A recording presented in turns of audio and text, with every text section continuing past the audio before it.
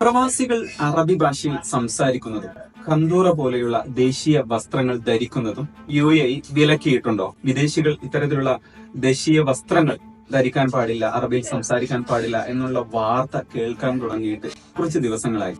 അതിന്റെ യഥാർത്ഥ വശം എന്താണ്?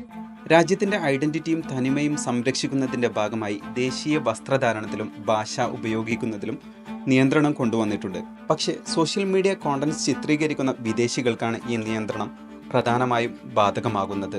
ഇനി മുതൽ സോഷ്യൽ മീഡിയ കോണ്ടന്റ്സ് ചിത്രീകരിക്കുമ്പോൾ UAE സിറ്റിസൺസ് മാത്രമേ ഇമറാത്തി ഭാഷയിൽ സംസാരിക്കാനും ദേശീയ വസ്ത്രം ധരിക്കാനും പാടുള്ളൂ.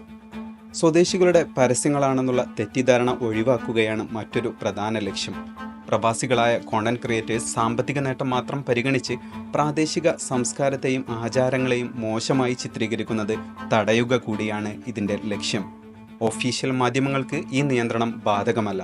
അപ്പോൾ ഇത്തരത്തിലുള്ള കോണ്ടന്റ് ക്രിയേറ്റേഴ്സ് ഇനി ഒന്ന് സൂക്ഷിക്കുന്നത് നല്ലതായിരിക്കും.